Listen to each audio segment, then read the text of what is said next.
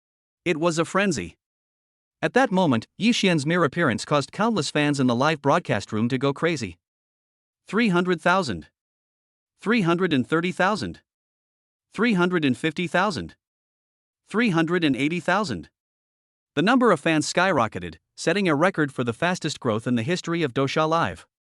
At that moment, Lin Xiyu, who was already a popular anchor, became even more popular, and her number of followers quickly reached 400,000.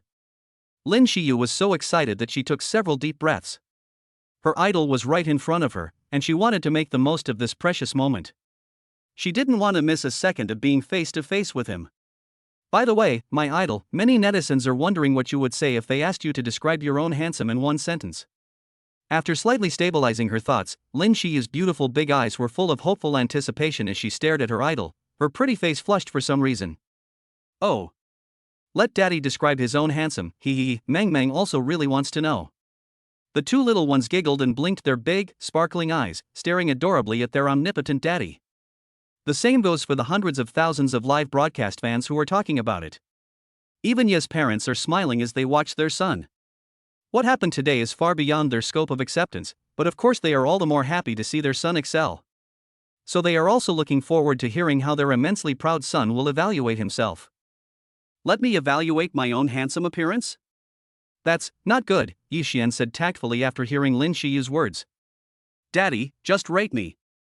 That's right, just say a few words. Just give me your opinion, Daddy. You really can't do anything with these two little imps. He affectionately pinched the cheeks of the two little ones, and before Yixian could start his evaluation, he was showered with a huge wave of dog food.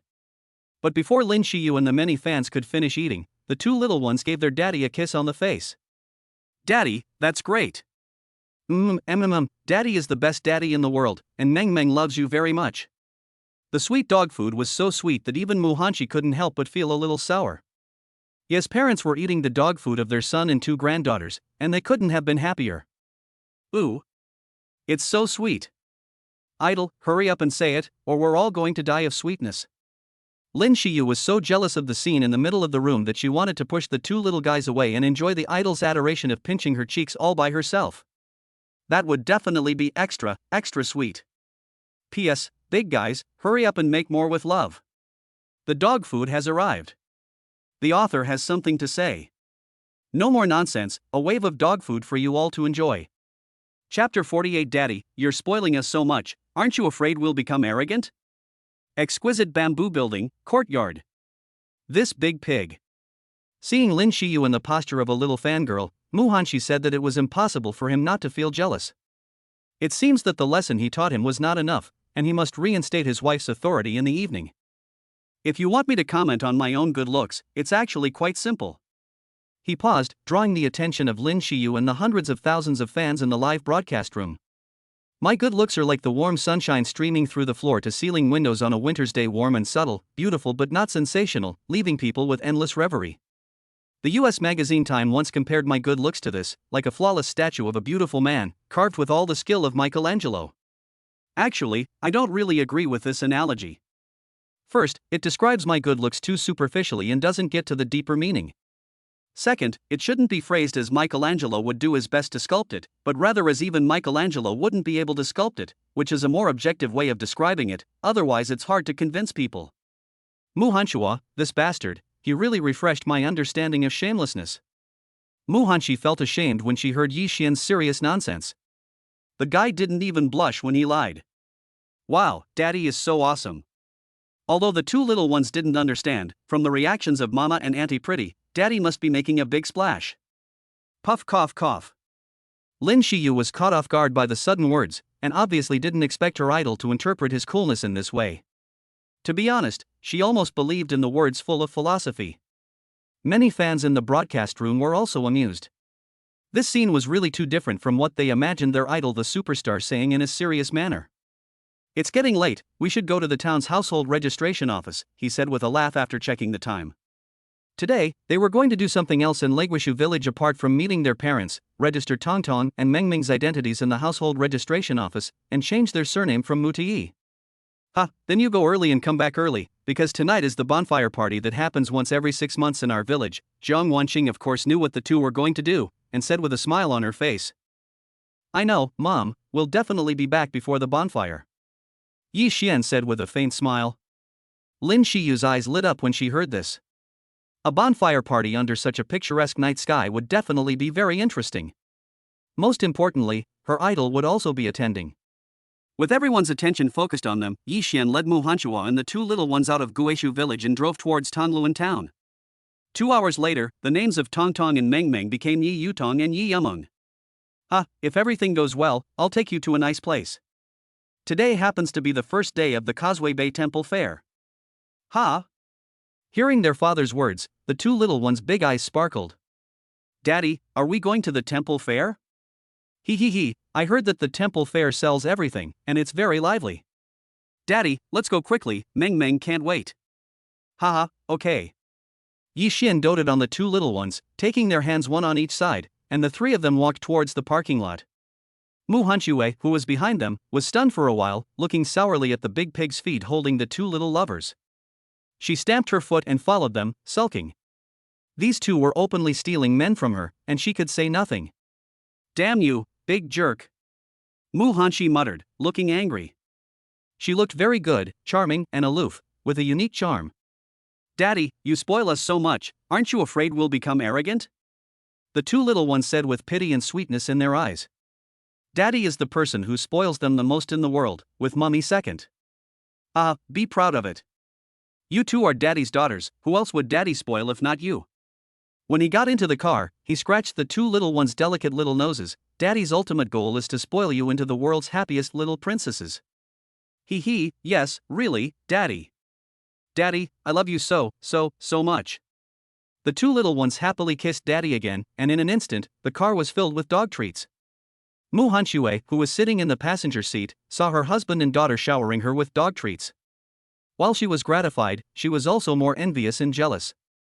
The sweet dog food made Mu Hanshi feel full, and she couldn't eat anymore, but she kept stuffing it into her mouth. Just as the car was speeding towards the Causeway Bay Temple Fair, an old woman with shifty eyes and a cunning expression was staring at the cars coming and going. In her eyes, these were not cars, but money. Yes, this old woman is the legendary pottery-smashing old woman. From afar, she saw a luxury car coming and it fell over onto the road. Creak, creak. Mu Hanshua, who was eating some delicious dog food, happened to glance at the pottery-smashing old woman as she fell to the ground. She couldn't help but glare at Yi Xian. Look at you, all you know is to play with the two little guys and give them dog food. How else could you hit someone? After saying that, Mu Hanshi just pushed the door and got out of the car. However, her expression once again returned to that of a cold goddess. After all, she was just an old lady. Even if she hit someone, or even killed someone, she would have 100 ways to easily settle the matter. Although the matter could be settled, her conscience was ultimately a bit uneasy.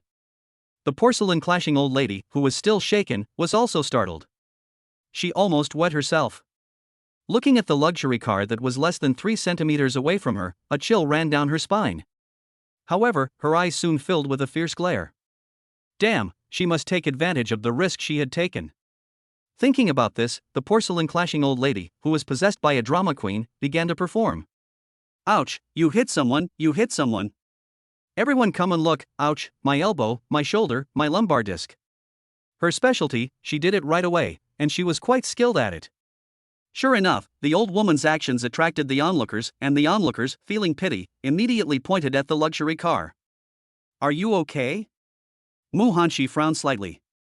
Although she didn't know if the old woman was faking, this person deliberately wanted to make a big deal out of it, and any trace of sympathy she had had was gone. Although she was young, she had seen all kinds of people and her attitude had turned cold a lot. However, the old woman who hit the car was unwilling. Seeing Mu Hanshue's attitude, the corner of her mouth flashed with malice. You girl, how could I be fine? The car was driving so fast, ouch. Mu Hanshue frowned slightly, then wrote a check. This is 100,000, and there's also my phone number. I have an emergency right now, so if the money isn't enough, just call me. 100,000. The old lady who was trying to scam Mu Hanshue was overjoyed to see her hand over a check for 100,000. Her eyes sparkled with green light. This was definitely a big customer. She was overwhelmed with excitement, but her appearance remained as calm as an old dog. Ouch. In that case, since you young people seem to be quite busy, I will let my son take me to see it himself. The old lady who was trying to scam Mu Hanshue certainly had no idea that the 100,000 was nothing to Mu Hanshue. While talking, she reached out for the check, wanting to pocket it. This amount was enough to cover her monthly earnings for months. She couldn't help but smile with satisfaction. Indeed, people who drive luxury cars are stupid and rich. However, she had obviously made a mistake this time. Just as she thought she was about to succeed, a large hand intercepted the check, and the fat meat on the verge of being eaten ran away inexplicably. The negative emotions of the old lady suddenly exploded. Hey, kid, what are you doing? I'm warning you, if I... Before the old lady could finish her sentence, a slap landed on her side without warning. There was a crackling sound as bones broke, and the old lady was sent flying 4 or 5 meters, slamming hard onto the ground. Blood was spilling from the corners of her mouth, and she looked miserable. Holy shit, that guy's crazy. He hit someone and then dared to hit them. He's not going to die, is he? 4 or 5 meters away, the old woman was directly knocked onto the curb on the opposite side of the road. Her face was smashed and broken, and she was stunned on the spot. Yi Xian, you. Get in the car. He took a dazed Mu Hanshua in his arms and got into the car.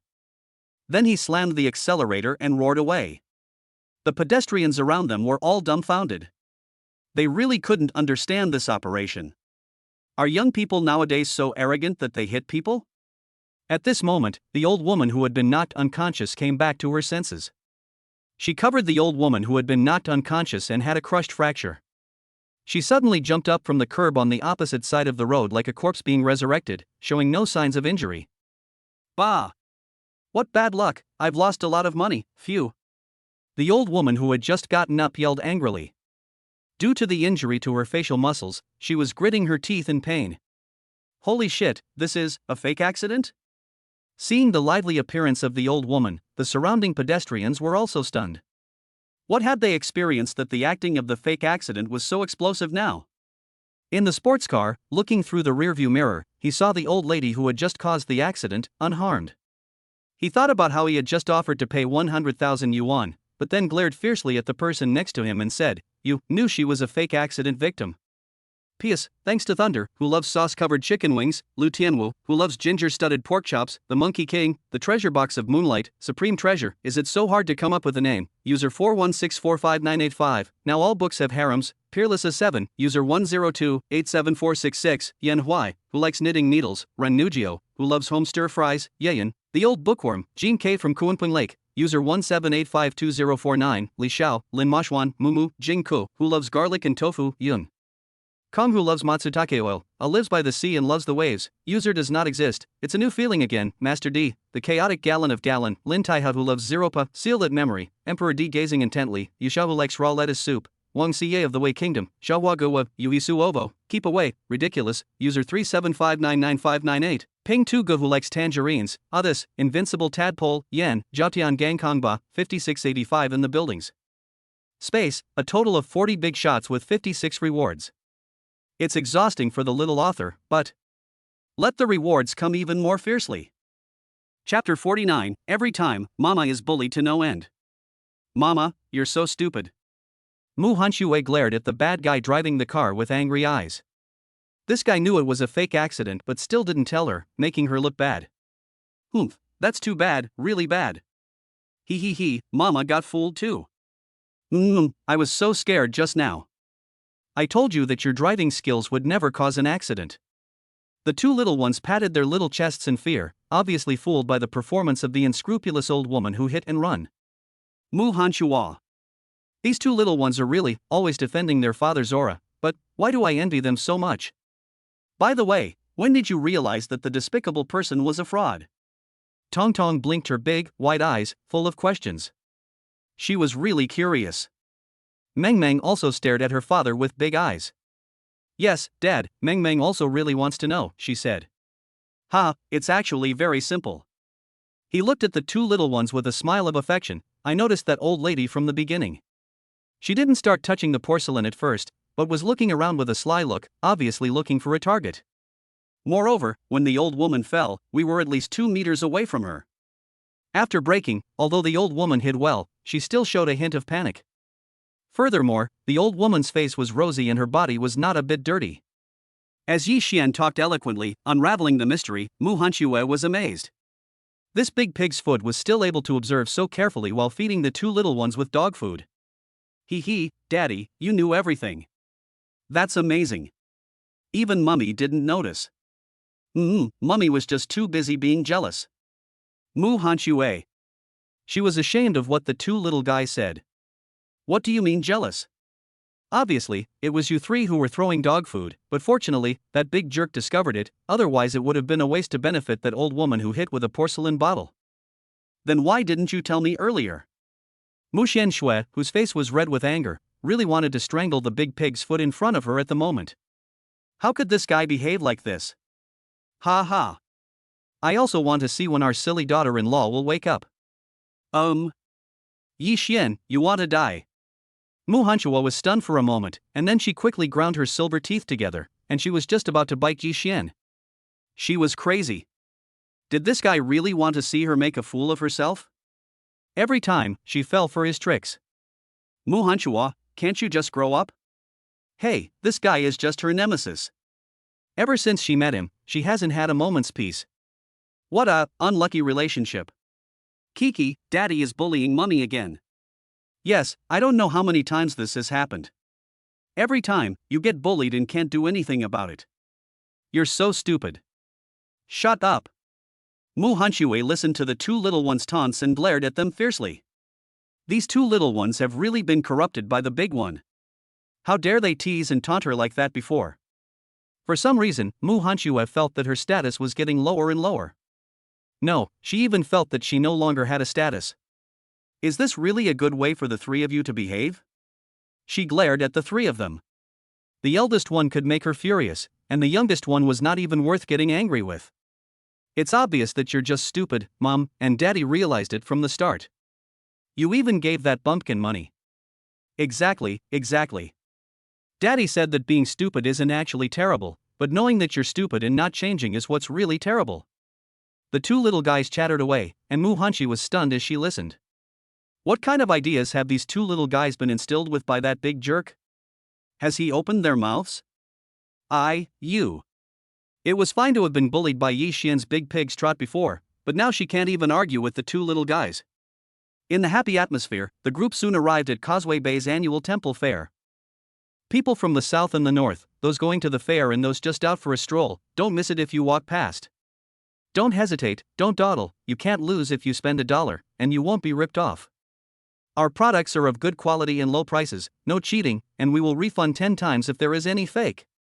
As soon as you arrive at the temple fair, the sound of vendors calling out their wares fills your ears, and the smell of fireworks hits you in the face. It's noisy, but it's hard to get annoyed. There are all kinds of shops selling snacks, rings, all kinds of clothes and toys. And so on and so forth. There's nothing you can't think of here, and that's why every temple fair is packed with people coming from all over the surrounding area. Wow, this is a temple fair? Baba's hometown is so interesting. Yes, it's much more fun than those shopping malls. Baba and Meng Meng really like it here. The two little ones chattered away, their excited voices like a lark that has just flown out of its cage. So many pretty clothes and toys. The two little ones' voices rang in her ears, and looking at Tong Tong and Meng Meng, who were looking around, Mu Hanxue couldn't help but feel emotional. She had never been to a place like this before, and the human atmosphere was more than 10 times stronger than the environment she lived in. Compared to her previous living environment, she liked it here even more. Woof. Woof woof woof. Soon, the two little ones were attracted to a booth selling pet dogs. Looking at the small puppies in each cage, their eyes were filled with stars. Daddy, Mommy, look, those puppies are super cute, much cuter than the puppies in Daddy's village. The puppies in the village run away when they see Daddy, they don't play with us. At this point, the two little guys were a little downhearted, but Mu Hanxue revealed a bright smile and gave Yi Xian a sideways glance, which left Yi Xian speechless. What could he say? Who told him to leave no dog behind? In the face of absolute facts, all explanations seemed so powerless. How about I buy you one? In order to make up for the two little ones' loss, he spoiled them by rubbing their heads. This wave of dog food made the eyes of the children watching full of envy. They also really wanted one, but their father and mother wouldn't buy it for them. The puppies at this stall were so expensive, the cheapest ones cost 1,000 yuan. Really? When they heard that their father was going to buy them one, the faces of Tong Tong and Mang Mang, which had been overcast, turned sunny again, and they were once again filled with joy. Of course, when has father ever lied to our most adorable little princesses? Hee, you're so nice, father. Unsurprisingly, a wave of dog food once again invaded Muhanshua and the customers and passers-by around the stall. Seeing this, the stall owner, who was eating the dog food, beamed, "This handsome guy, your two daughters are so cute, buy them a pet for company." The stall owner, who was quick-witted, anticipated business from the conversation and enthusiastically struck up a conversation. And that's not the most important thing. The most important thing is that, from the appearance and temperament of Yi Xian and Mu Hanxue, it is obvious that these two are not ordinary people, which means they like people with money the most. So, which pet do you two little friends want? After saying that, the stall owner launched another attack on Tong Tong and Meng Meng. He was really intent on closing the deal. Well, let's see, they're all super cute. Mommy, which one do you think we should get? The two little ones pulled Mu Hanxue along as they went back and forth between the pet cages, torn between them. Divine Beast Mastery, Awakening. With a thought, she controlled her beast mastering ability, and immediately a special aura enveloped the many pet cages at the stall. However, as soon as the beast mastering ability was activated, the pet dogs in the cages at the stall all went into a frenzy. Woof woof woof. A loud and chaotic barking sound rang out, scaring the surrounding children and parents.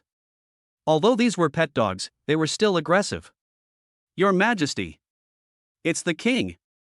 Your Majesty, choose me. Choose me, Your Majesty, I'm super easy to raise, just give me some food and I'll be fine.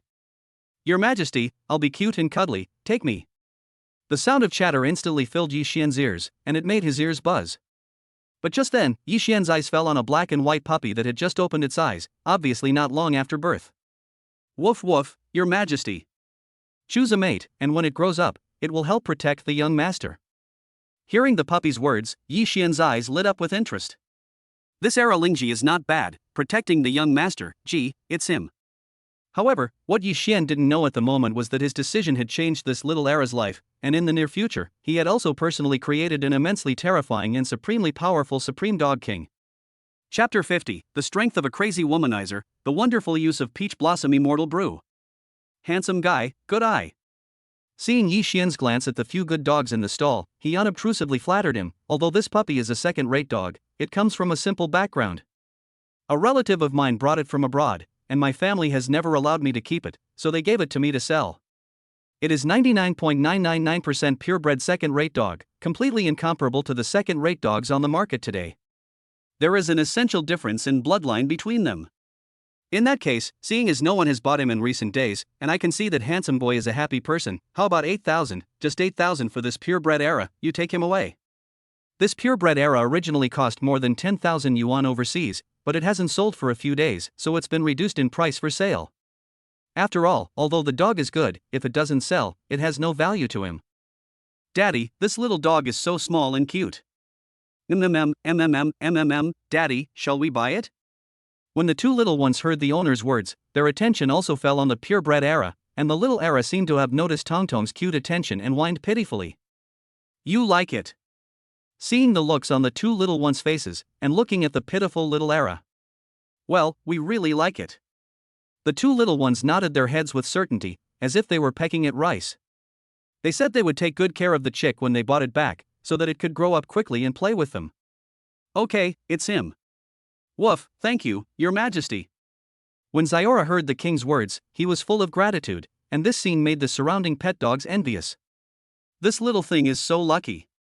Yes, so small, just a little better pedigree than us. Your Majesty, no, how could you choose that little one? The other pet dogs at the booth, boiling with envy, yelled, and then, the money and goods were settled, and Tong Tong and Meng Meng took care of the little dog together, and they left the booth. Wow, no, Mommy and Daddy, I want one too, I want a puppy. This scene made the surrounding children envious, and at the same time, it made the parents look wistfully in the direction Yi Xian and the others left. Ahem, let's buy one later, okay? The parents of the children really didn't want to buy one. It would cost at least 1,000, and more like a few thousand, which was a month or two of their salary, so how could they easily part with it? I don't want it, all the other kids have one, why can't I have one too? Mommy, I want a pet, I want one. For a moment, the children around the stall owner were noisy and boisterous. Seeing this, the stall owner's mouth curved up into an arc. That handsome guy is a good person. Leaving the pet stall, the two little ones were contented and carefully took care of the 2-year-old dog that had just been born. Ding! The host has obtained the Divine Medical Arts ability for the first time. He has bought a pet for his daughter. Divine Medical Arts, the host with this ability has mastered various medical techniques, and with the items in the system all, it is not impossible to raise the dead and turn flesh and bones into meat. Even top medical experts and professors are no match for the host. Raise the dead and turn flesh and bones into meat? Even top medical experts and professors are no match for the host. With the experience of many previous god-level abilities, Yi Xian's mouth curved into a smile, and his eyes couldn't help but fall on Xiaobai. According to the system's introduction, this Divine Medical Arts can enable Yi Xian to a certain extent to achieve the effect of refining the essence and destroying the marrow. Obviously, Xiaobai will become the most direct test subject next. Tong Tong Meng Meng, let's let Baba take a look at Xiaobai. Thinking of this, he said to the two little ones who were carefully taking care of Xiaobai. Oh. Hearing that their father wanted to take a look at the cute Zaira, the two little ones of course would not refuse. After all, their father bought it for them. Holding the palm-sized Zaira in his left hand, he gently brushed his right hand over its body. Ding! Congratulations to the host for successfully redeeming and using 1 drop of Peach Blossom Immortal Brew, which consumed 50 points of the host's daddy value. Not bad. While using divine medical techniques to stimulate the acupuncture points, the Peach Blossom Immortal Brew was absorbed into Xiaohai's body through his skin under the influence of the magnetism. Woof woof. Xiaohai, who was in Yi Xian's hands, opened his cute, dumbfounded little eyes. Seeing the king stroke him, he enjoyed it and barked. At the same time, Xiaohai's constitution underwent earth-shattering changes. Woof woof. At a certain moment, after the Peach Blossom Immortal Brew had fully exerted its effect, Xiaohua gave a clear and magical woof woof sound, and there was no more of the previous whining sound. Thank you, Your Majesty, for your kindness. Yi Xian heard Xiaohua's gratitude. Although Xiaohua did not know what His Majesty had done to him, he felt super comfortable and his physical fitness had more than doubled. Yeah. Daddy, Xiaowei has called. And he called really clearly. He called as soon as you touched him, so it seems he really likes you. The two little ones embraced their father lovingly, and Xiaowei had completely changed his aptitude and destiny. This scene made Mu Hanshua slightly stunned. Is that big pig's paw so popular? Yi Xian watched this scene with a slight smile in his eyes. Of course he knew why, and only he knew that Xia Era's fur and small claws had undergone subtle changes at the moment, all thanks to the miraculous effects of Peach Blossom Immortal Brew. Oh, that's right, why don't you guys give Xiao Era a name? It's weird to just call him Era. The two little guys had a full view of the reactions and suggested with a laugh. Name him? Upon hearing this, Tong Tong and Meng Meng looked at Mama and said, Why don't you name him, Mama? In their minds, their father was the most capable, and after their father came their mother. As soon as the two little ones finished speaking, the two little eyes of Zaira looked over, as if they knew that they had to name him. Mu Hanshua, who was feeling her sense of existence, was actually a little flattered that the two little ones had finally remembered that they also had a capable mother. Racking her brains, Mu Hanshua's mind raced as she tried to figure out a name. How about Tian Ba Heavenly Overlord? Tian Heaven for the genius, Ba Overlord for the domineering. I hope that in the future, Xiao Erha can be the smartest and most domineering dog. Woof woof. Upon hearing the name Tian Ba, Xiao Erha's clear meowing sounded exceptionally cute. Thank you, mistress, for giving me my name. Mu Hanshua and the two little ones didn't know what Xiaoba was saying, but Yi Xian, who had god-level beast control, knew exactly what he meant. Hee, it seems the puppy really likes it. Num, the puppy looks so happy. Tianba, little Tianba, Kiki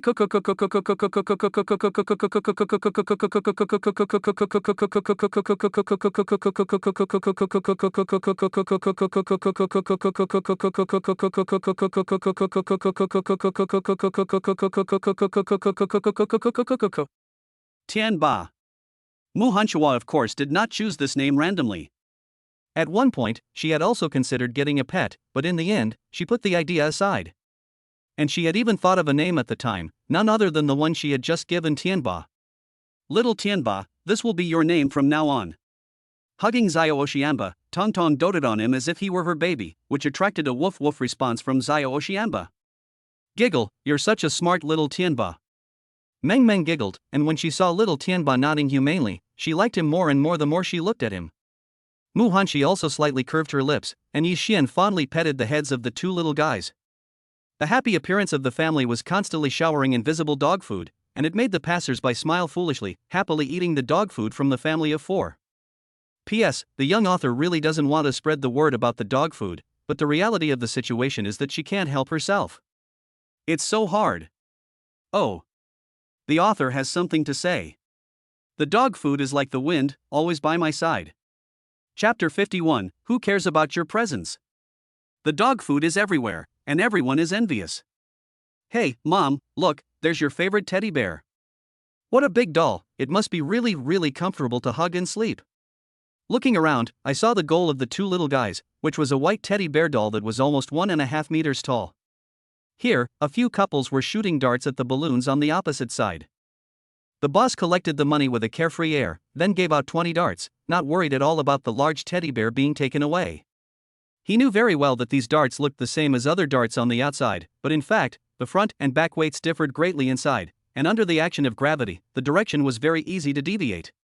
This was also the reason why very few people could hit the target with all 20 darts, because fundamentally, it was a scam. It's just that the boss is taking advantage of people's fluke mentality, which is why it's profitable. You like teddy bears? Hearing the two little guys say that, she looked curiously at Mu Hanxue, obviously not expecting the capable and domineering female CEO to like such girly things. Why not? Seeing the two little ones betraying her ruthlessly, Mu Hanxue huffed and hardened her resolve to hide her fluctuating emotions. Oh dear, you haven't even given your wife a gift, and you're already using a teddy bear as a token of your love for her. The innocent Tong Tong knowingly coaxed her father, and Meng Meng also unsteadily agreed, yes, if you don't give her anything, she'll be embarrassed. Pish, who cares about your father's gifts? She said so, but her eyes couldn't help but steal glances at the teddy bear. The two little ones were right, the teddy bear was her favorite toy, but Mu Hanxue had taken it away from her the day Yi Xian moved into the villa. Seeing Mu Hanxue's expectant gaze, Yi Xian gave a small smile, not wanting to burst her bubble. Turning around, he pinched the two little ones' cheeks. Okay, then Daddy will win this token of love for Mommy. Really, Bobby-A, go for it. If Bobby-A wins, Mama will sleep with you tonight. Shut up. He glared fiercely at the two little ones, and Mu Hanxue couldn't help but think of certain images in her mind, and a blush rose slightly on her pretty face. And listening to the words of the two little guys, the boys around them looked at Yi Xian with envious glances. These two little Lolas are so understanding, and most importantly, that girl is so pretty, with such a great figure and such a high temperament. How much good fortune that guy has to have such twin daughters and a fair-skinned, beautiful and refined wife. This boss wants a teddy bear doll. Do you want to play a game? The stall owner with pointed ears said with a smile, and his heart could not help but value it a little. He knew very well that the teddy bear doll could only be obtained by hitting all 20 darts, and the darts that had already been tampered with by him would never be able to hit all the darts. This was his biggest advantage. At the moment, Yi Xian was a big customer of his, at least for him. However, what happened next made him start to doubt his life. Okay, let's play a game. After scanning the QR code and paying 20 yuan, the stall owner gave Yi Xian 20 darts. The transaction was over, and the stall owner revealed a triumphant smile, having successfully taken advantage of another unsuspecting customer. However, he had no idea what was waiting for him next. Hey, look, that guy's about to start. Teddy bear figurines? I don't believe he can hit all 20. Not bad, this is a super difficult one, it's already pretty amazing to break 15 of them. That's right, I always feel that there's something wrong with the boss's darts. I usually practice at home and can puncture more than 15 of these, but here I can only maintain 10. The surrounding audience gathered around to make comments, but Yi Xian paid no attention to them at all. Facts speak louder than words, and they had better not be dumbfounded next. Thinking about this, he let go of the dart with a sneer. Sure enough, under the action of gravity, the direction of the dart began to lose balance. However, Yi Xian had a super plug-in. Under the influence of magnetism, the dart, which had originally left the track, returned to the track again, and accurately pierced a balloon with a sound of pop under the escort of the magnetic field. Oh. You're lucky, you're the first one to get it right. Ha, who said that?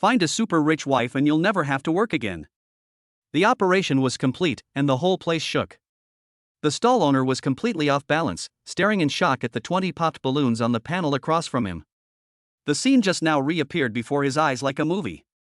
If he had just cleared 20 darts, it would have been fine, but Yi Xian had shot 5 darts at the same time, puncturing 5 balloons with pinpoint accuracy. Moreover, you should know that all of his darts have been specially processed, and he knows this for a fact. Ahem. Boss, here is your teddy bear. The stall owner hurriedly brought over a large teddy bear that was over 1 meter 6 tall and stuffed it into Yi Xian's hands. His heart was bleeding, as he had lost a lot of money. Ah, thanks. Smiled and accepted the teddy bear doll, and handed it to Mu Hanxue without thinking. Hey, this was hard won by your man, so you have to keep it well, or I'll fix you.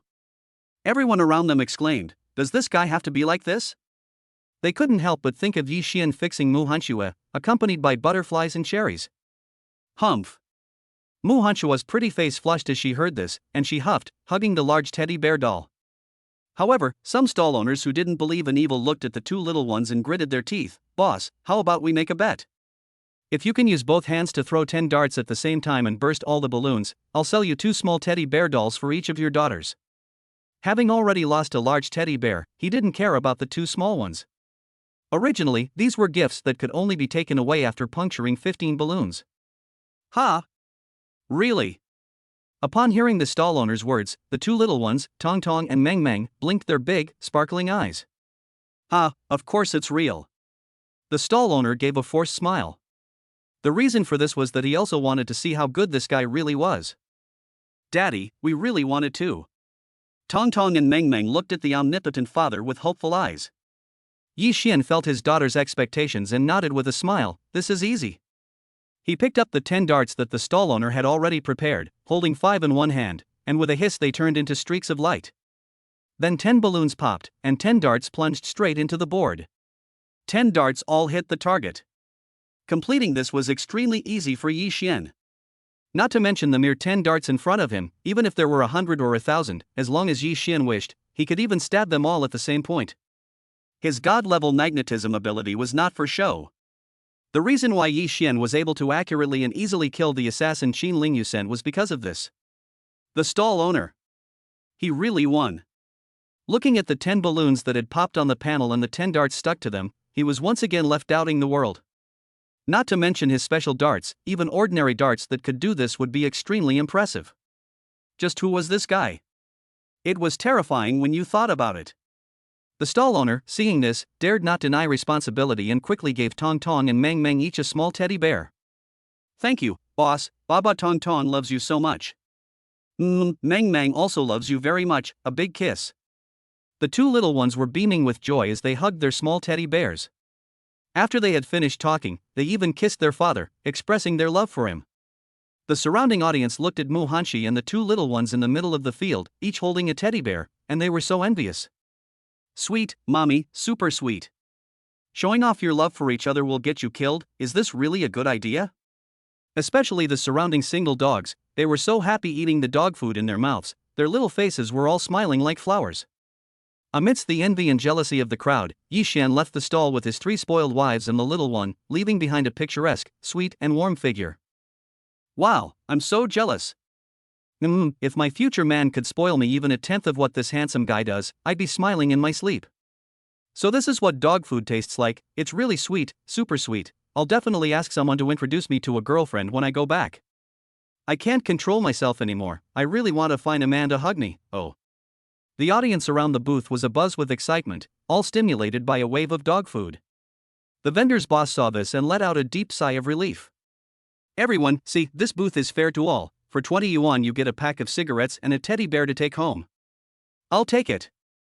Me too, me too. I want the teddy bear, I love it. Count me in. With the excitement of Yi Xian's wave, everyone vented their emotions on the dart game to win gifts, and the stall owner's business undoubtedly took off. On the other side, in the car returning to Guishu village. Mommy is awesome, isn't she? Yes, the big teddy bear mommy is holding is the token of love that daddy will give to mommy in the future. The 2 little ones said with smiles on their faces, thinking about the scenes they had just experienced at the temple fair. The temple fair was really super fun, and they felt super happy. Hearing the two little ones' words, Mu Hanshua's pretty face flushed slightly, and she quickly looked away from Yi Xian's corner of her eye. Her heart was pounding violently. What token of love? You two little ones, don't be silly. Who's being silly? It's obvious. Don't think we know nothing. Just now, Mom was very moved after receiving the big teddy bear from Daddy, and she was about to cry. Mu Hanshue. Listening to the two little ones who are really capable of hurting their mother, Mu Hanshue really doesn't want to chat with the two little ones. Daddy won, and tonight Mom will sleep with Daddy. You. Hearing the words of the two little ones, especially the word sleeping, Mu Hanshua couldn't help but think of something in her head, and her pretty face then became red. Seeing the conversation between his beautiful daughter-in-law and the two super cute little ones, Yi Xian's mouth slightly curved, and his mood was also very good. Why don't I tell you a story? Ha! The two little ones, who were spouting out their own clever comments, suddenly became captivated by their father's big eyes when they heard him say he would tell them a story. Yes, the stories Daddy tells must be super fun. The two little ones said, and in their opinion, anything produced by their father must be a masterpiece. They would love any story told by their father. Mu Hanshi secretly breathed a sigh of relief when she heard that the attention of the two little pests had been diverted, but then she became a little curious about what the big pig's foot would say next. Then I'll begin. Feeling the gaze of two pairs of small eyes on her, she smiled fondly. Actually, sometimes it was quite fun to treat her daughter-in-law like a daughter. Daddy, hurry up and start, I can't wait. Haha, okay. At the urging of the two young lovers, Yi Xian laughed, and a voice full of magnetic affection came out. Once upon a time, there was a young man who encountered a problem in the world and came to the mountain to ask the Zen master, Master, I can't keep up with the girl I like. What should I do? The Zen master opened his eyes and pointed to the snail crawling on the tree trunk next to him. The young man suddenly realized, Zen master, you mean as long as I persevere like this snail, I will always succeed, right? As they listened to Baba's story, scenes from real life flashed through Tong Tong and Meng Meng's minds, and the same was true for Mu Hanshi. It was as if a mountain had appeared before them, and in the temple at the top of the mountain, a young man was seeking the Zen master's wisdom, and the Zen master was pointing to a snail crawling on a tree trunk to explain. However, they did not know that they had already fallen into the deep pit that the unscrupulous big pig's trotter Baba had buried. Seeing the three of them thinking slightly, Yi Xian's mouth pulled out an arc. Zen master swung the wooden fish and smashed it hard. Insist, you sister, you have to have a decent house like it first. After the sound fell, for a moment, Mu Hanshua and the two little ones didn't react. After about 3 seconds. Puff. Mu Hanshua couldn't help but laugh out loud, and couldn't help but roll her eyes at the big pig's feet. The bastard here is really still so irreverent. She had thought that this big idiot could say something profound, but he was so bad. Giggle, having a house like a snail, that young man is so pitiful. Still, Daddy is awesome, just find a super rich wife, and you can spend the rest of your life not having to work. Upon hearing the two little ones' words, Mu Hanshue glared at the two of them, while Yi Xian pinched the two little ones' little noses with affection. Ha, what a load of nonsense. Mu Hanshi. You big idiot, you want to die. Hearing Yi Xian's words, Mu Hanshi had an urge to bite him to death. What a big truth. Is this an indirect admission? Damn you, how come I didn't notice before that he was so annoying? Too bad. Chapter 53 The boss's daughter is so sweet, if it were possible, I would like to have a pile of daughters. Mu Hanshue was a little crazy, while the two little guys were laughing at their mother's state. Daddy is super awesome, just one sentence and he made mommy like this. Ha, the story doesn't end here. Without paying much attention to Mu Hanshue's glare, after living in the world for a while, the young man encountered another problem and found the Zen master again. Zen master, I was already dark, and I got even darker in the summer. Everyone makes fun of me, what should I do? The Zen master remained silent, leisurely opened the door to let in the sunlight, and the young man nodded with a sudden realization. I understand, Zen master. You are telling me to open my heart and not care about what others think, right? The Zen master looked at the young man through the sunlight streaming in. No, I just want to see clearly where you were talking to me from. Mu Hanshua. Daddy, that Zen master is so bad. Poor young man. In this way, while Yi Xian was telling the young man series of jokes, time happily sped by. Guishu village quietly approached. Squeak. With the sound of the brakes, the car came to a stop. Lin Shiyu, who was watching the village chief Chen Jianghe and several other old men playing chess live under the 1,000-year-old laurel tree, glanced over at the car. When she saw the Bugatti Chiron, her eyes lit up. The male god is back. The live camera panned from the chessboard to the supercar at the village entrance, and more than 100,000 active fans all brightened up. That's the Bugatti Chiron. Holy cow, it's rumored to be worth 100 million. Holy cow, judging from the situation, I'm afraid the male god and his family have returned. Oh, I'm jealous, I'm so jealous, a 100 million luxury car, I'm completely jealous of Yixian. Who is the god of men's wife? She's so rich. Let go of that girl, let me do it. While the fans were discussing this, Yixian pushed open the door and got out, carrying a dog cage. In the cage was not some other dog, but Xiao Oxianba. Before the fans in the broadcast room could start trolling, Mu Hanshua and Tong Tong Mengmeng walked down the stairs, each holding a cute white teddy bear. This is such a cute teddy bear, it's so big. Lin Shiyu's gaze was immediately drawn to the teddy bear Mu Hanshu was holding, and she really wanted one too. Many of the viewers in the broadcast room were also stunned, especially the single and cute girls. Mu Hanshu was holding a large teddy bear, which was undoubtedly a fatal temptation for them. Usually when they go home from work, they are alone in their cold and empty rooms. They can cuddle up to their teddy bears for security and sleep soundly. This state of affairs will continue until they get married, at which point they will stop cuddling their teddy bears and instead cuddle their husbands. Hey, handsome, where did you buy this teddy bear? Lin Shiyu, who had suppressed her excitement, stared at the large teddy bear doll with her eyes fixed. She also wanted to buy one, to cuddle it every night when she went to bed. Of course, it would be even better to cuddle the man of her dreams, and even better still if something wonderful happened, even if she didn't have to take responsibility. Hee hee, pretty auntie, this is the token of affection my husband gave to my wife.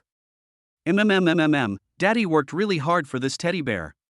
Before Yixian could say anything, the two little ones were praising Daddy and giving him a boost.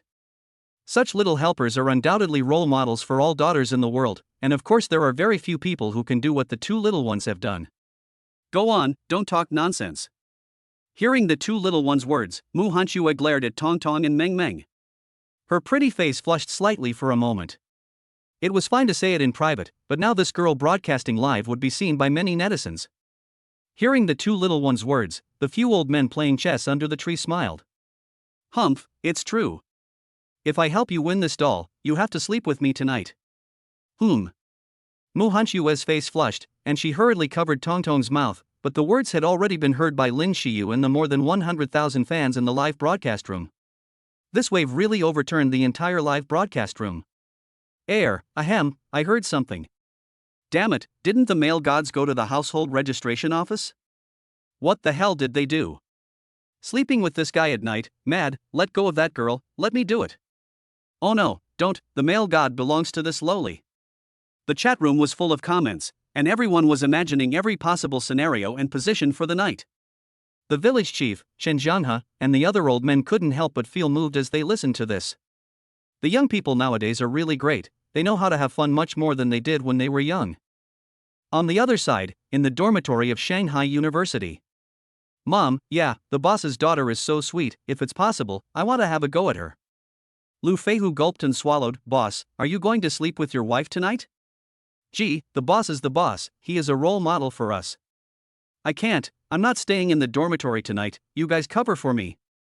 After saying that, Lin Xiaoya went to make a phone call with Feng Xiaoqian, wanting to spend some time alone with her tonight to discuss the 300 million project. Lu Feihu, hashtag. Wang Lin, you son of a bitch. His girlfriend had just gone to another school for an exchange program, and Wang Lin, who had just been temporarily separated from his girlfriend, directly cursed. Lu Feihu, who was still single, had a pale face and said, damn it. Ha ha, I wish you a good evening. Lin Xiaoya felt so relieved when he saw the sad expressions of his roommates, Wang Lin and Lu Feihu, who had no desire to go out. Get out. The same voice came from Wang Lin and Lu Feihu, but Lin Xiaoya was no longer in the dormitory, leaving the two roommates alone. What happened to Lin Xiaoya and the others at Shanghai University is just one of the microcosms of what happened to many netizens in various places. Time flies, and night falls. Next to the 1,000-year-old laurel tree, the bonfire is blazing, and the golden flames illuminate the open space at the village entrance. The evening breeze carries the refreshing fragrance of osmanthus, which is comfortable and enjoyable. This atmosphere alone is intoxicating. Miss Lin, come try the peach wine made from leaves. Zhou Zitian held a cup of peach wine and came forward with courtesy. He had carefully dressed up for tonight's bonfire party, even using perfume, cologne-flavored, to make a good impression on Lin Xiyu. Oh. An idol makes wine. Upon hearing Zhou Zitian's words, Lin Xiyu looked curiously at the peach wine, which was the color of amber. An idol makes wine. As she spoke, Lin Xiyu took the wineglass and took a small sip against her red lips. It was this small sip that caused her beautiful eyes to light up. This wine is amazing. Haha, right. And this is just one of the highlights of tonight. Yi Zi will also sing for everyone later. Zhou Zitian of course knew long ago that Yi Xian was a great singer, and he also knew that Lin Xiyu was a fan of Yi Xian's. Sure enough, when Lin Xiyu heard this, a sparkle flashed in her eyes, and the fans in the broadcast room were also boiling over. The male god of the bonfire party is going to sing. Chapter 54, The Two Little Guys, Let's Go Together. I have a lot of candy at home. The bonfire party quietly began. Lin Xiyu was also infected by the joyous atmosphere, and joined hands with the villagers to sing and dance. As for the mobile phone, it was fixed to the ground with a stand. After all, how could such a happy time not be shared with the fans? Time passed quickly, and the large bucket of chilled watermelon juice brought by Yi Xian, which cost him 100 points of daddy value to redeem, was also already empty. Okay, next up, let's have Yi Zi sing us a song. Chen Zhanghe, the village chief, who had long since arranged the campfire parties program, saw that it was almost time and went up to the small stage that had been set up, took the microphone, and beamed as he spoke. The village chief's words undoubtedly attracted the attention of the happy villagers in the crowd, and Lin Xiyu's eyes in particular sparkled. The male god is finally going to start. Not only her, but also the fans in the broadcast room were now fully focused, listening carefully to the song their idol was about to sing. But at this moment, three figures walked out of the crowd and appeared on the simple stage. These three people were none other than Yi Xian and the two little guys. This scene made the crowd dumbfounded. What the hell? They could understand Yi Xian going up there, but the two little guys going up there just made them wonder. After all, they weren't going up there to play, but to sing for everyone. Mu Hanchua, air. Could it be that these three are going to sing a duet? Mu Hanchua, who had thought of a possible explanation, became more and more suspicious the more she thought about it. Recently, the three of them had been sneaking around a lot, doing God knows what. When he arrived on stage, Yi Xian of course took in the puzzled looks of the crowd, including Mu Hanchua's reaction. He gave a slight smile and said, I believe some of you have already guessed. Yes, this song will be sung by me and my two lovely daughters. The song is called Where Are We Going, Dad? And I dedicate it to my two lovely daughters. The two little ones on stage didn't listen to their father's words. Their little faces were full of sweet smiles. At this moment, they felt even sweeter than eating honey. Zhou Zitian stared at the field with his eyes wide open. Holy shit, Yi Zi wouldn't, ahem, is he going to spread some more dog food again? As she listened to Zhou Zitian's words, Lin Xiyu's eyes were full of anticipation. Sprinkle dog food? This is good, she loves watching her idol sprinkle dog food. The villagers on the scene and the more than 100,000 fans in the broadcast room were also thoughtful, and they would be able to hear Yi Xian sing next. Under the spotlight, Yi Xian gave a wink to a neighbor who was responsible for playing the accompaniment, and this neighbor was the music teacher at their nearby school. Quietly, a joyful melody began to play from the speakers. Before the crowd could feel comfortable, the song had already begun. Daddy, can you sing Twinkle, Twinkle, Little Star? A sweet, squeaky voice came out. This voice was surprisingly sung by two little kids. In particular, the phrase Daddy melted the hearts of everyone. No!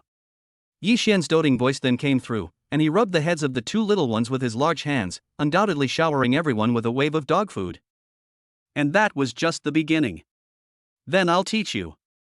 Okay. The dialogue of the dog food was forcibly stuffed into everyone's mouths, and everyone listening, including Mu Hanxi, was heartbroken.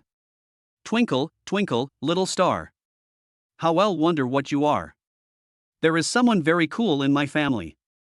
3 heads and 6 arms, invincible. His palms are a little rough. Took me and taught me to walk. The soothing melody and pleasant tone, coupled with the cute voices of the two little ones, made Chen Jianghe, the village chief, and the others can't help but smile. These two little guys. Mu Hanhua looked at her two daughters on stage in amazement, her eyes filled with disbelief. Sure enough, the three of them had done something behind her back. Lin Xiyu was also stunned by the performance. She never expected the two little guys of her god to have such cute voices and sing so well. Holy cow, this is adorable. My old man's heart is overflowing with girlish emotions. Little lowly, come to the bowl. Cough cough. This song caught me off guard, and as a single dog, I actually laughed, my god. Damn, this song is poisonous, it's over, I've already died from the poison. Ooh ooh, the two little guys, come with me, I have lots of candy at home. No wonder you're the daughter of an idol, you're amazing, keep it up. The fans in the live broadcast room immediately let out a chorus of wailing and howling. Indeed, the voices of the two little ones showed a unique flavor. Not only was the melody irresistible, it also made people unconsciously conjure up scenes in their minds.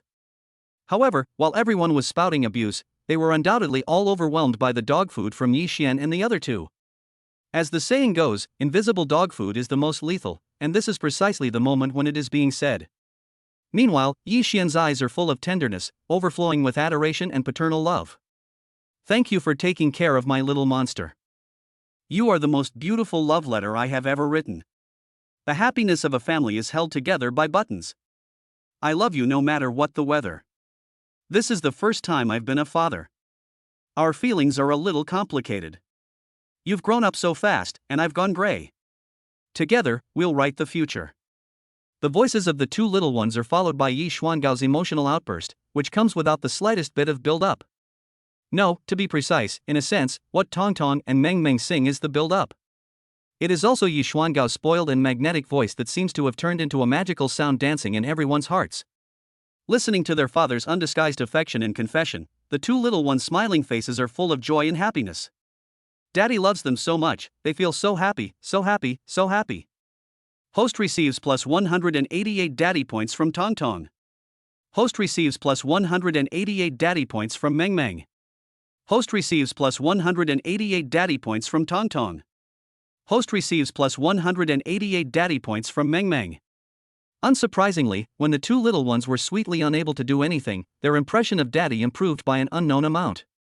At the moment, they felt that they were the happiest children in the world, because no one could love their daughter more than daddy did. Lin Xiyu's live broadcast room fans, as Yi Xian and the two little Lolas performed a song, the number of fans quickly broke through the 200,000 mark, and then 230,000, 260,000, 290,000. The number of fans skyrocketed exponentially, with no ceiling but only higher highs. Especially parents with children, as they listened to the song, their eyes then fell on their own children, and scenes from their experiences with their children could not help but come to mind. Among them, Feng Eru in particular, listening to Yi Xian singing, looked at his son beside him, his heart full of self-reproach and guilt. 1 minute. 2 minutes. 3 minutes. The song finally came to an end, but there was silence in the audience, not a sound.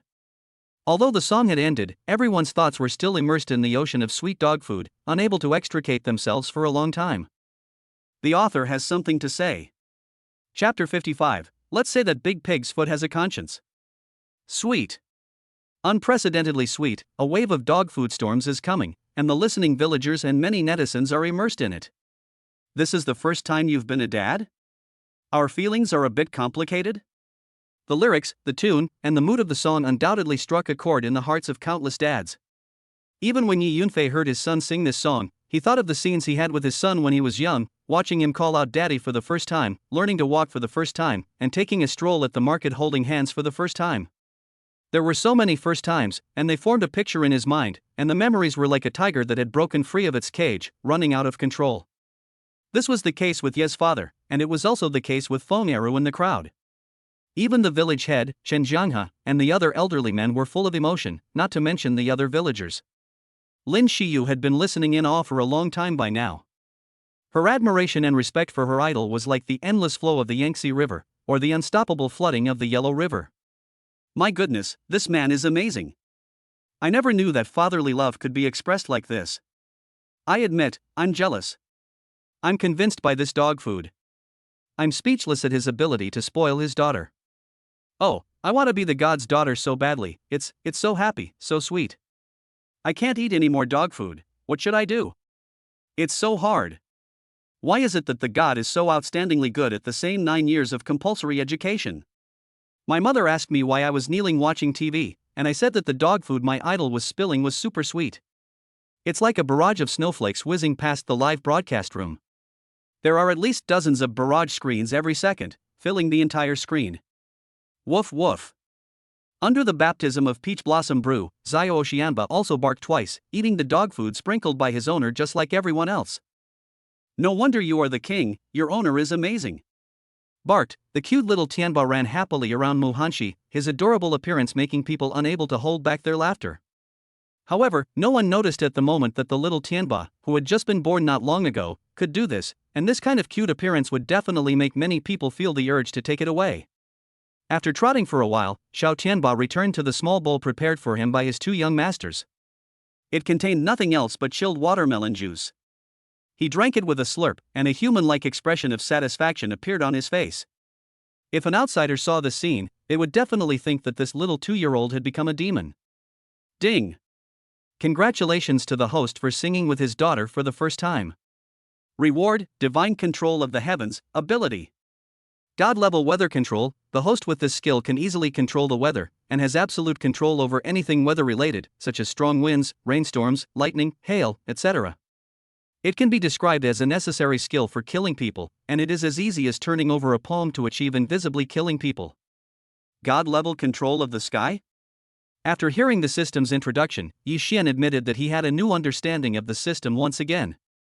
Absolute control over windstorms, rainstorms, lightning, and hail? I don't know whether it's true or not. Immediately afterwards, Yi Xian sent out a thought, using a faint trace of the lightning ability within the God-level control of the sky.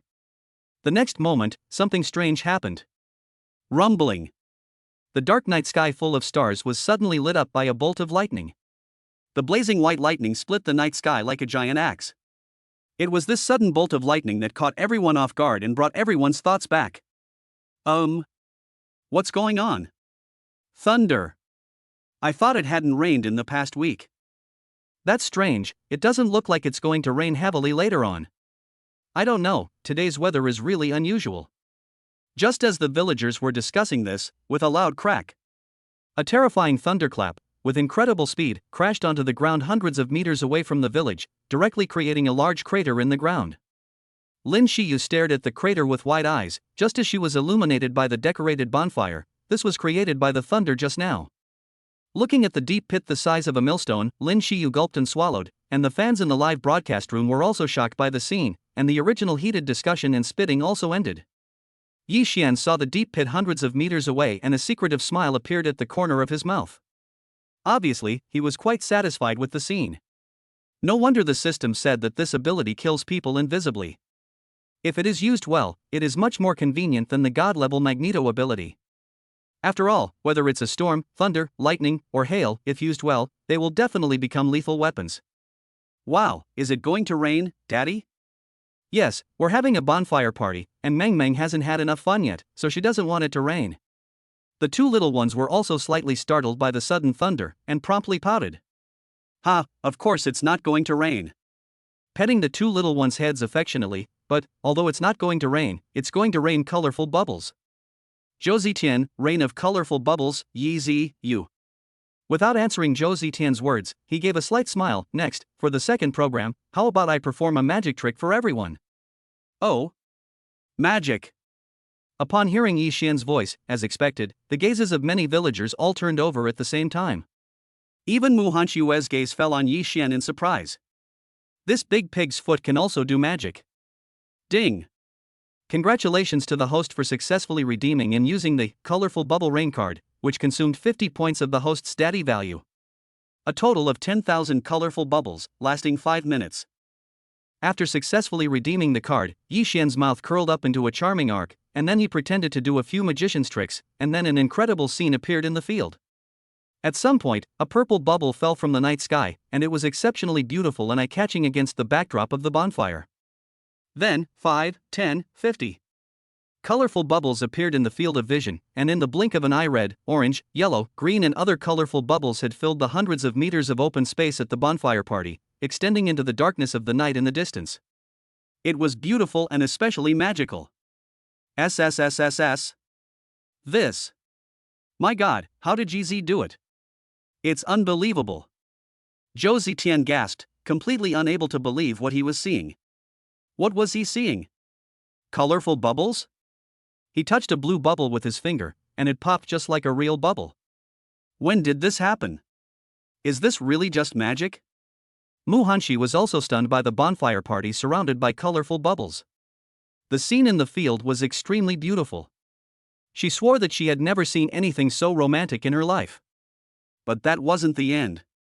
Just as the colorful bubbles were about to land, Yi Xian used his god-level magnetism to lift the bubbles into the air, and then once again used his god-level control of the wind to blow the colorful bubbles in all directions.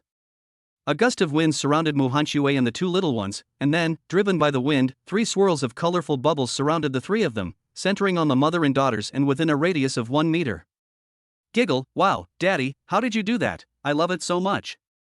Daddy is super great, Meng Meng loves it so much, kisses. The little faces of the 2 little ones were flushed with excitement, very good looking, and obviously very happy with Daddy's sudden magic favor. Seeing that she was treated the same as the 2 little ones, Muhanshua was a little flattered for a moment, but her heart was sweet. Humph, that big pig's foot has a conscience. Looking at the colorful bubbles surrounding her, Muhanshua, although the president of Tianji Group and the eldest daughter of the Mu family, had never seen such a scene before, and she was even the protagonist. A sweet feeling instantly filled her heart, and she felt like the whole person was wrapped in the love of the big pig's trotter. At this moment, she realized that the big pig's trotter was quite handsome. Shit. Do you have to be like this? Yezi, you're going too far. Zhou Zitian, the single dog, unsurprisingly, took a big bite of the dog food that the family had scattered. Forget the song just now, forget the colorful bubble magic, but the 3 women in the spotlight being surrounded by colorful bubbles is too much. Even if you are a crazy wife spoiling monster or a crazy daughter spoiling monster, you don't need to show off like this. Have you considered the feelings of these single dogs? Damn. Wow. This wave of bubbles must have cost a fortune. The village chief and the other elderly men looked at the sky full of colorful bubbles and couldn't help but sigh with emotion. They looked at the young man in their eyes, Xiaoye, and thought that the young people nowadays were just too good. This is a dreamlike world of colorful bubbles. Wow, I'm so jealous, I really want a man to spoil me like this. If there was a man who would do this for me, I would be willing to go against the world to be with him. Lin Shiyu was eating the sweet dog food and really super jealous. The most important thing was that she was still single. If her future man could be half as good as Yi Xian, or even 1/10 as good, she would be content. Chapter 56, Pretty Wife and Baby, oh my, so sweet. The livestream fans were so full of the sweet dog food that the envy in their hearts was even greater than the Yangtze River. Woof woof. The little sky tyrant on the ground also barked and chased after the colorful bubbles. His innocent expression was so cute, but unfortunately no one was paying attention to any of this at the moment. He, Daddy is super great, can we have another one? Meng Meng also really wants to see it. The 2 little ones were surrounded by colorful bubbles, and the 5 minutes of happiness quickly passed. Tong Tong and Meng Meng, who were still full of longing, stared with their pitiful big eyes at their omnipotent daddy. The colorful bubbles were so beautiful just now, and Daddy's magic is actually so powerful. Hopeful, they pouted like larks. Really? He doted on them by scratching their little noses, and a smile of fatherly love appeared on his face. Of course it's true. Daddy, do another one. The cute voices of the 2 little ones once again came out, and the corners of everyone's mouths couldn't help but curve up slightly.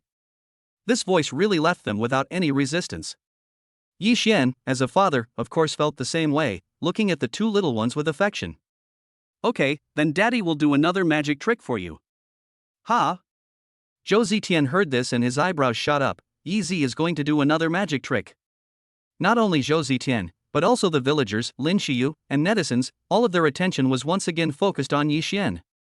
Sure enough, under the attention of the 2 little ones and everyone else, a slight curve appeared at the corner of his mouth. Ding! Congratulations to the host for redeeming Fragrant Rose X2, which costs the host 20 points of daddy value. Wonderful Fragrant Rose, this rose has an irresistible charm, especially the rose fragrance it emits. Anyone who is enveloped by it, young or old, will be captivated. This is a must-have for flirting with girls. Wonderful Fragrant Rose? Yes, this is another magic trick Yi Xian has performed for the 2 little ones. Yi Xian, with empty hands, flipped them over and then a wonderful fragrant rose appeared in each hand. The moment the two roses appeared out of thin air, a strange rose fragrance instantly spread in all directions, with the two strange fragrant roses at the center. The fragrance was so strong that it came right at you. Most importantly, wherever the fragrance went, everyone felt refreshed and warm, and even their eyes appeared a little misty, obviously the effect of the strange fragrant rose's charm. For our two beautiful and lovely little princesses. After finishing everything, Yixian spoiled the two little ones by giving them 2 branches of the fragrant roses. Wow, such beautiful and fragrant roses, I love them so much. Daddy is amazing, how did you manage to do it? Tong Tong and Meng Meng, with their big, sparkling eyes, took the fragrant roses and took a deep sniff, their pretty faces blossoming with a sweet, happy smile. Daddy, we love you so much. XOXO. Overjoyed, the two little ones threw themselves into Yixian's arms. Daddy, we want a kiss. Amidst the attention of everyone, the two clingy little devils started to flirt with their father again, and they gave him an unbridled kiss with a moa sound, which made the village chief Chen Jianghe and several other old men smile happily at the corners of their mouths. Flirting, the Yi family, my goodness, is this going to suffocate me to death? Zhou Zitian was not surprised to be attacked again by the dog food. He felt that the dog food had reached his throat, but the dog food in his mouth was still forcibly stuffed in, which was very uncomfortable. But that was not the end. Before the wave of dog food ended, another wave of dog food had already begun to appear online. While the two little guys carefully protected the fragrant roses, Yixian lifted his foot and turned around, coming to the front of Mu Hanshua, who was smiling lightly at the corner of her mouth, but was envious in her heart. The originally envious Mu Hanshua couldn't help but feel her heart tighten when she saw Yixian come close. What did this big pig's foot want? But they were in a public place, and the anchor in particular, so she wondered how many people were watching the broadcast. Then, under the gaze of the crowd, at a certain moment, a branch of dark fragrant rose fell from the pitch-black night sky above, and with that branch as the center, the peculiar fragrance of roses once again filled the air. There was no doubt that this was another dark fragrant rose that Yixian had redeemed. In the end, amidst the envious gazes of Lin Xiyu and countless cute girls in the live broadcast room, it slowly landed in Yixian's hands. Immediately afterwards, a voice full of affection and magnetism rippled out, "Beautiful wife, my precious, I give it to you." Wow! As soon as these words were spoken, the scene immediately erupted. Countless villagers looked at the scene in the middle of the field, with handsome guys and beautiful girls, talented people and beautiful people. The scenery was picturesque. It was even more moving against the backdrop of the golden bonfire. Seeing the sweetness of the almost confession, his parents were happy to eat their son and daughter-in-law's dog food.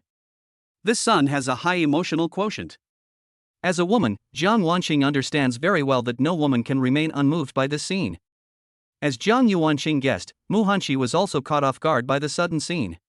She never expected that Big Pig's foot to give her such a romantic scene, and the surprise was shown here to the fullest. And the name of that big pig's foot, beautiful wife, and baby, oh my, so sweet, really super sweet, that big jerk has never called her like that before. I can't take it anymore. I feel like I'm going to fall completely. What should I do? Should I run away, or accept it?